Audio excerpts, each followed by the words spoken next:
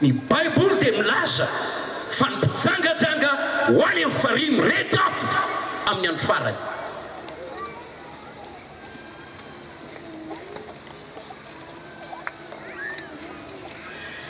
Andriamanitra nametraka ny Adama sy Eva tao amin'ny saya teny ary nanome azy didina tandremana natao mpanjaka ny zavaboary nazo tsodrano ny teraha lasy vavy mapetsaha mameno ny tany. Tsy hoe zafady lehilahy sy vehivavy ny fanambady ny mpivady zay manao firaisana ranofo amin'ny vadiny dia tsy fandrarany tenin'Andriamanitra fa fitaovana tonga fitombotaranaka izany.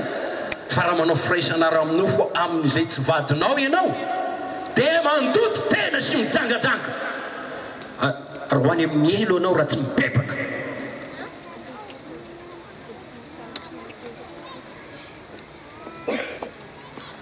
Le voankazo nandrarana dia tsy araka izay veran'ny sasany azy fa didy napetrak'Andriamanitra ny zana toetra any Adama sy Eva ary dia napetraka eo ny devoly dia taona azy ireo mba ihinana ilay nandrarana ary nysotomo ny masony Eva hijery ilay nandrarana dia nitsiritra izy dia naka dia nomeny koa Adama.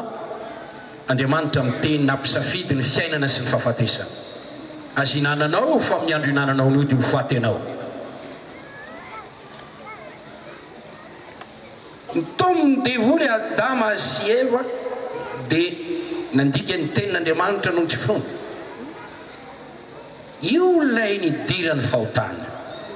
Zay mahatonga ny soratra masina amin'ny Romanina toko 5 ny andininy 12 nidirany fahotana teto amin'izao tontolo izao tamin'ny iray dia tsisa izany fa Adama.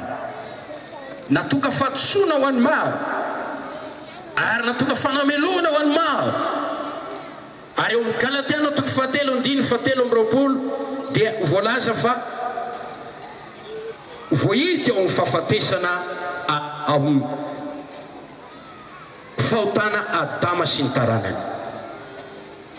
Efa teraka Adama dia teraka tahaka ny endriny ihany. Ary zay mahatonga ny mpanao salamo manao hoe nitorontorona tamin'ny eloka tany ekepin-dreniko aho. Ao amin'ny bokin'ny Joba toko 10:4-4 teraka tamin'ny otany olona teraka tsy madio tahaka ny reniny ihany ny zanany vavy.